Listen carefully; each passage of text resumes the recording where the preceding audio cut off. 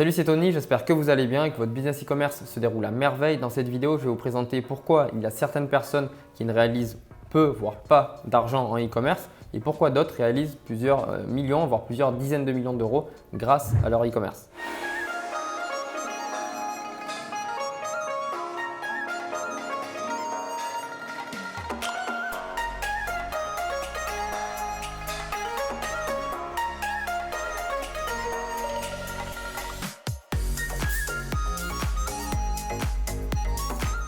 Alors déjà, la première chose à voir, c'est que réaliser plusieurs centaines de milliers d'euros sur un mois, 2 mois, 3 mois, 4 mois, ça c'est envisageable. Par contre, ce qui est plus difficile, c'est de scaler votre business e-commerce. Quand je parle de business e-commerce ici, on est en dehors du dropshipping, on est plus sur la création de marque, ce qu'on explique au sein de notre formation e-com liberté. Donc comment passer du dropshipping et faire une transition vers une création de marque. On va voir maintenant pourquoi certaines personnes sont plafonnées à quelques milliers d'euros chaque mois et pourquoi d'autres arrivent à des centaines de milliers d'euros par mois, voire même des millions d'euros chaque mois.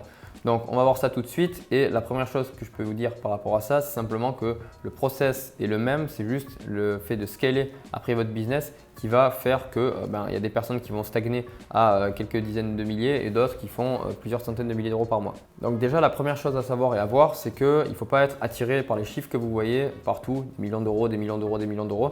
Il faut déjà se concentrer, donc pas sur les chiffres, mais sur le process et sur les techniques que vous allez devoir mettre en place, les méthodes que vous allez mettre en place pour arriver déjà à vos dizaines de milliers d'euros dans un premier temps, puis centaines de milliers d'euros, puis après des millions. Voilà. Ne regardez pas le travail fini, regardez surtout le process que ces marques, que ces personnes ont mis en place pour arriver à réaliser des millions d'euros. Une fois que vous comprenez ça, déjà c'est top, c'est la première base du chemin. Déjà, ce qu'il faut savoir, c'est que réaliser 100 000 euros par mois sur un mois, ce n'est pas compliqué. 2 mois, ce n'est pas compliqué. 3 mois, ce n'est pas compliqué. Il y a certaines petites méthodes à mettre en place et ce n'est vraiment pas compliqué. Par contre, réaliser 100 000, 300, 400, 500, 1 million d'euros sur le long terme, c'est vraiment ce qu'il faut ici, ce qu'il faut rechercher, c'est la création de marque. Pérenniser votre business e-commerce sur le long terme et ce qu'on présente dans notre formation e-com liberté, le passage du dropshipping vers une création de marque ou dropshipping vers un dropshipping on va dire hybride, c'est-à-dire moitié stock et moitié produit toujours en dropshipping donc sans stock. On vous présente tout ça et c'est ça qui est important de prendre en compte, c'est qu'il y a des principes et des process de scalabilité, le fait de scaler votre business, c'est-à-dire augmenter l'échelle de votre business qui vont être beaucoup plus poussés. Et c'est tout ça qu'on vous présente donc au sein de la formation. Là, je vais vous présenter donc une liste pourquoi il y a certaines personnes qui arrivent à réaliser donc des centaines de milliers d'euros par mois et des millions d'euros et d'autres qui stagnent en fait, qui stagnent juste à 1000, 2000, 3000, quelques milliers d'euros par mois. Donc la première chose, ça va être la peur de déléguer. Il y a les personnes qui stagnent et généralement elles font tout elles-mêmes. Au début, je vous invite vraiment à tout faire vous-même pour comprendre tout le process du e-commerce, comment ça fonctionne, pour mieux le déléguer par la suite. Ensuite, moi ce que je vous conseille vraiment, c'est d'employer des personnes qui sont meilleures que vous dans des domaines que vous ne maîtrisez pas ou que vous n'avez pas envie de réaliser. Donc par exemple, ça va passer par tout ce qui va être les vidéos publicitaires. Moi, je vous invite vraiment à prendre des agences publicitaires, enfin des agences, de vidéos publicitaires qui vont pouvoir réaliser pour vous toutes les créatives publicitaires parce que c'est tout un métier, c'est très important, c'est ce que les gens vont voir en premier sur les réseaux sociaux, sur votre site, c'est important. Pareil pour tout ce qui va être le design, etc. Il vous faut des designs qui soient uniques et professionnels pour que l'audience ait confiance en votre site, tout ça. Donc ça, passez vraiment par des personnes qui sont peut-être meilleures que vous. Si vous n'êtes pas designer, déléguez-le. Au passage, j'en profite pour vous dire que dans la description, je mets à disposition mon équipe pour tout ce qui va être créatif publicitaire, créatif donc des visuels publicitaires, des vidéos, des images publicitaires, mais aussi pour tout ce qui est design au niveau de votre site, au niveau des retouches images, etc. Et donc le fait de déléguer, ce qui va être intéressant, c'est que vous allez uniquement vous concentrer sur des tâches qui vont être plus bénéfiques directement pour faire augmenter la conversion, pour faire augmenter directement le chiffre d'affaires, tout ça. Et toutes les tâches un petit peu plus qui sont aussi importantes mais que vous ne pouvez pas faire, qui prennent du temps, qui sont plus chronophages ou autres, comme le SAV, vous mettez une équipe dessus et ça, vous vous en occupez plus. Voilà, donc ça c'est important, la délégation c'est le point numéro 1. Ensuite, le point numéro 2, c'est aussi le fait de mal calculé. Il y a des personnes qui calculent mal en fait leur break-even, qui vont mal calculer les marges, qui vont avoir une gestion des coûts qui va être plutôt médiocre. Donc ça, c'est important aussi de bien comprendre et bien analyser toutes ces choses si vous souhaitez après avoir un e-commerce après sur le long terme.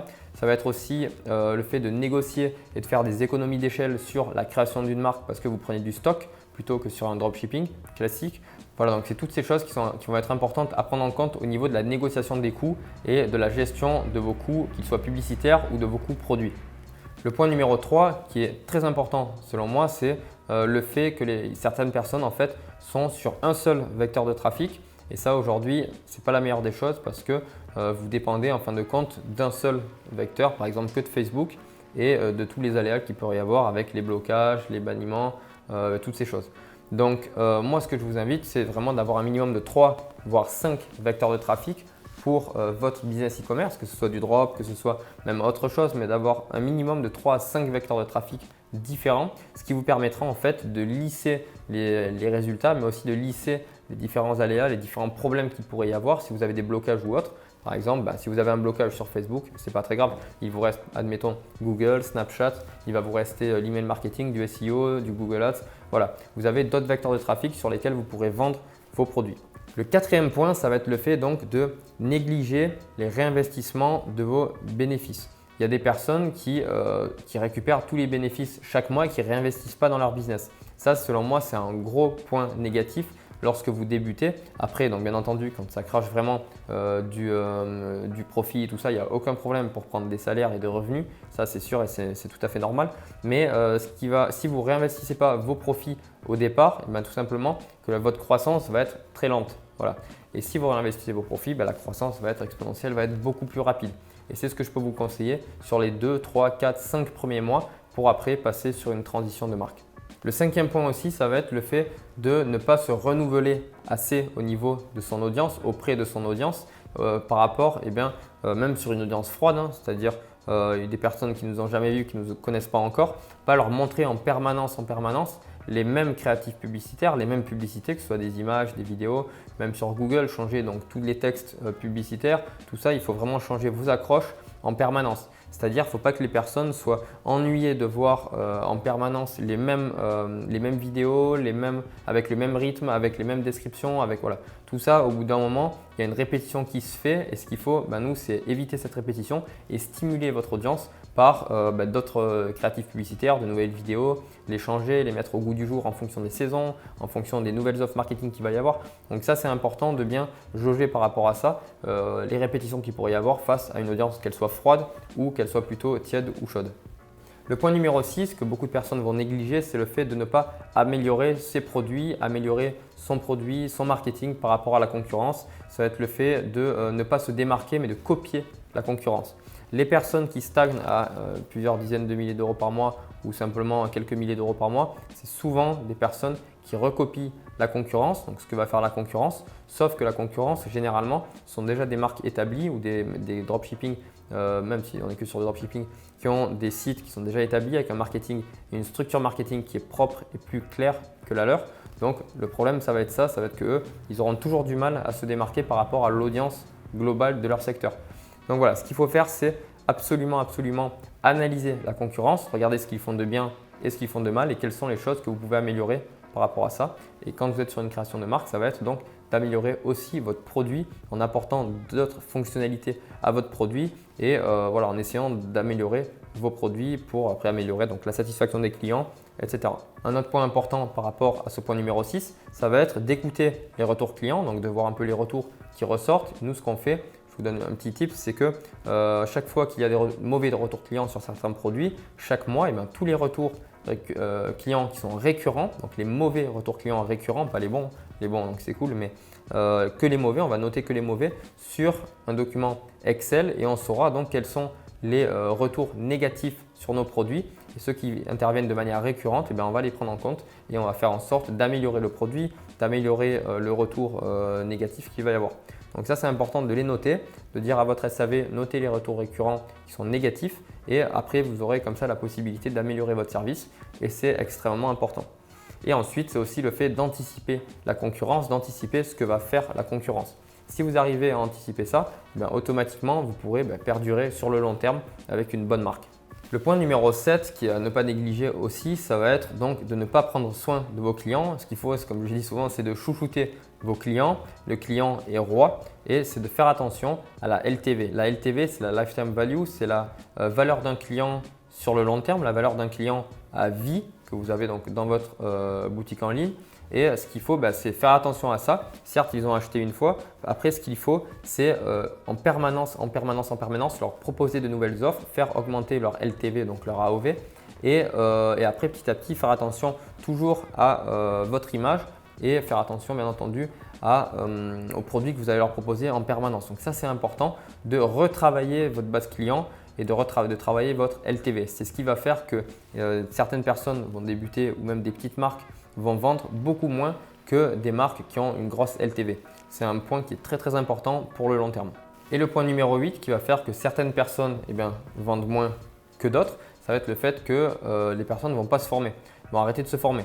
Ce qu'il y a, c'est que même nous aujourd'hui, on se forme encore en permanence. On prend des formations dans différents secteurs, dans le e-commerce, dans le marketing, sur des vecteurs de trafic particuliers, sur des nouveaux vecteurs de trafic qui sortent actuellement. Donc voilà, il faut se former en permanence. Le e-commerce, le dropshipping, le marketing en ligne, ce sont des business models qui évoluent très vite.